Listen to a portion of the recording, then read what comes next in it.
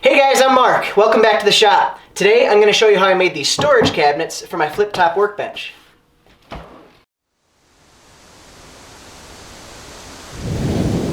It's been close to a year since I built my double flip-top workbench. If you haven't seen that series of videos yet, I'll hit you with a link to the first one so you can see why I have a need for this project.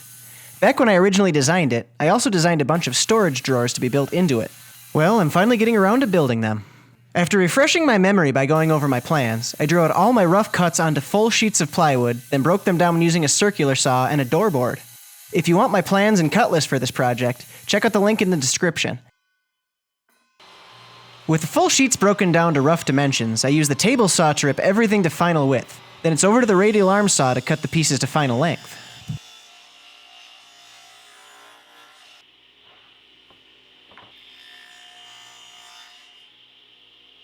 Next, I had to drill a ton of pocket holes. I decided to go with this method of joinery because it was quick and easy to do, and it'll be more than strong enough for this application. When you have a lot of pocket holes to drill, it's really nice to have good dust collection. Without it, the mess can get out of hand in a hurry. This pocket hole jig is nice because it tells you what size screws you need to use for the thickness of the material you're drilling. Just clamp it in, check the scale, then reach for the matching screws. To start assembling, I put a bead of glue on the edge of the plywood, then set it in place and clamped it down. This way, it couldn't move while I drove in the first screws. Then I just made sure the outside edges were lined up while I drove in the rest. This box is going under the flipping portion of the bench. There isn't room for it to be very tall, but it spans the entire width and half the length of the overall bench. The center board is only there to keep the top from sagging in the middle over time. There's really no other reason to separate the two sides.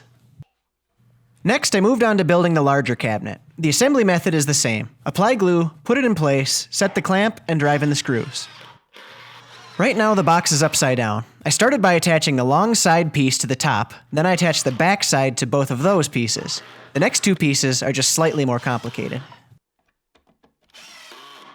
So this piece is going to end up going right here, and it's going to be easier to keep things square by referencing off of this corner with it. So I'm going to put this in before I put in this piece. But in order to figure out where this piece goes rather than measuring it, I'll just put this flush up against the front of the box. Everything's nice and square. And then just draw a line. So once I put this in, and I go to put this piece in, it'll go up against this, and then that inside corner will go up against that line. In hindsight, that line drawing method worked, but it would have been even easier if, instead of drawing the line, I had just clamped that other side against the back and clamped it in place. Then I could butt the centerpiece into that corner and screw it into the back.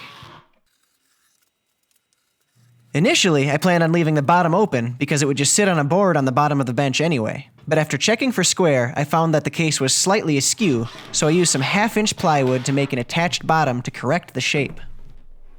With both cases completed, I switched over to batching out a bunch of drawers. As always, the first step is cutting a bunch of parts to size. You might notice that every time I move the fence on my table saw, I measure the distance from the front and the back of the blade. Somehow, my fence got knocked out of alignment, and now I have to double check it to keep from pushing boards through at an angle. If anyone has any idea how to correct this problem, I would love to hear it. A single sheet of 1/2-inch plywood is only big enough to make the drawers for the big case. To make the drawers for the small case, I recycled the cupboard doors from the dining room demolition I did a few weeks ago. Considering these drawers will be 26 inches wide, I figured bumping up to 3/4-inch material would be a good idea.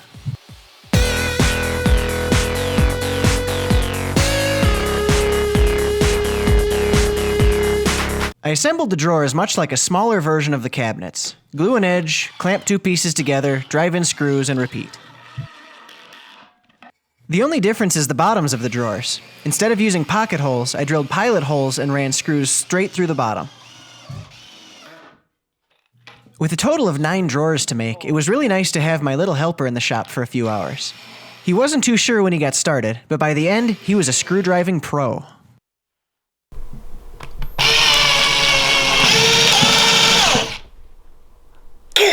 Did you get it? Yeah.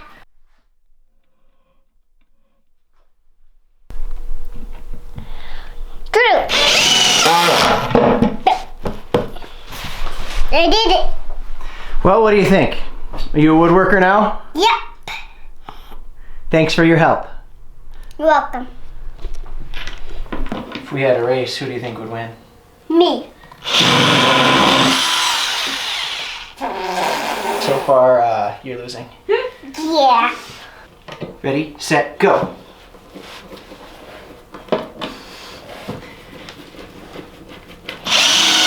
Oh no, no, no, no. Go to the next one. Go to the next one, Emmett. We're 1-1, right? 1-1. No. Okay, go again, move on to the next one. Hurry, hurry, hurry.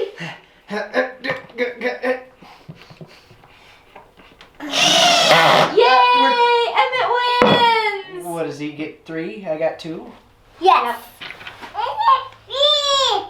Emmett wins! Then I'm gonna do this one. Fine, you can win. I'm gonna win this time again. It's only because you got a steam engine. Yes. Put it in.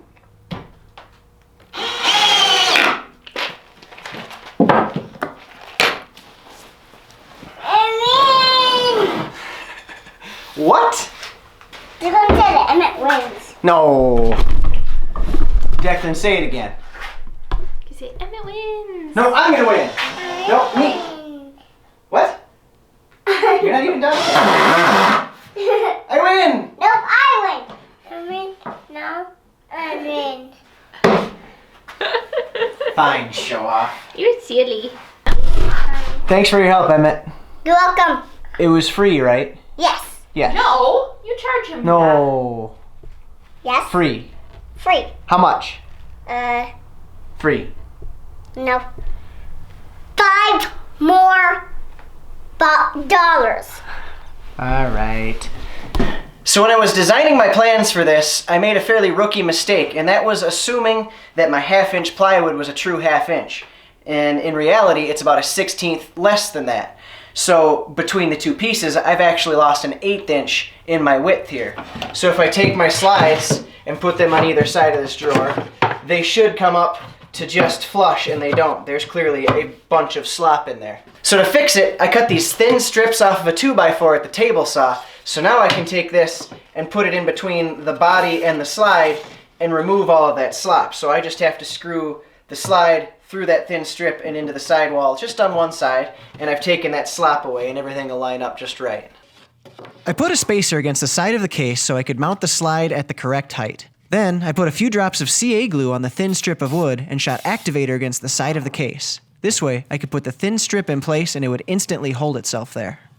Next, I put the drawer slide in place and marked out the hole locations. I drilled pilot holes just deep enough to get through the thin strip. I didn't want to accidentally go all the way through the side of the case, but I needed enough of a hole to keep the thin strip from splitting. Then I put the drawer slide back in place and ran in all of the screws. I moved the spacer over to the other side of the case so that I could mount another drawer slide at the exact same height. This slide didn't need the thin strip of wood, so I could skip the CA glue in the pilot holes. I just positioned the slide and drove in the screws. I put some thin scraps on the bottom of the cabinet to hold the lower drawer up just a little to give it some clearance. Then I put the drawer in place between the slides and made sure it was sitting down flat. To make sure the slides ended up perfectly flush, I clamped a scrap to the front of the drawer and pulled the slides up against it. After driving in the first screw, I could remove the clamp and slowly pull the drawer out, putting in more screws on each side as more holes were exposed along the way. In order to get screws in the last holes, I had to remove the drawer from the cabinet. Then, I could put the drawer back in and test the function.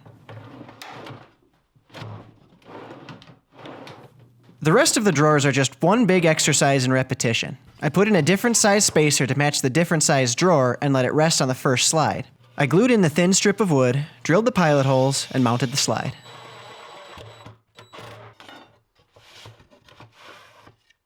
I laid long strips of 1/2-inch plywood across the top of the bottom drawer to create a platform for the next drawer to rest on while I attach the slides to it. This creates a 1/2-inch clearance between the drawers.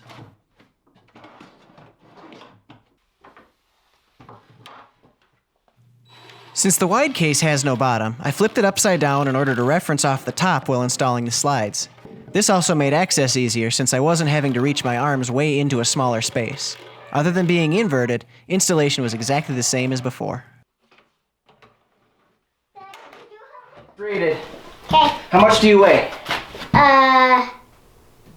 600 pounds. 600? Yes. Are you sure it's not more like 33? Yes. It's more like 33? Yeah. Okay. But it's... This is supposed to hold 100 pounds. Do you think if I put you in it, it'll work? Yeah. Sit all the way to this edge, would you?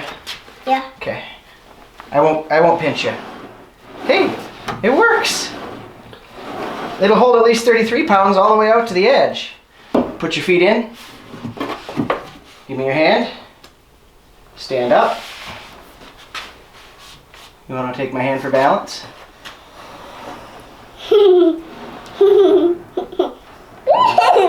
Looks like it works. Yep. Good job, dead weight. Oh. Thanks, bud. You're welcome. Well, this is where we're going to call it quits for today. Next time in part 2, I'm going to make all the fronts for all of the drawers. I'm going to put the drawer pulls on all of the drawers so that you have a way to open them. And then we're going to take these 2 cabinets and install them down into the workbench. So make sure you come back and check that part out. So thanks for watching, guys, and we'll see you next time.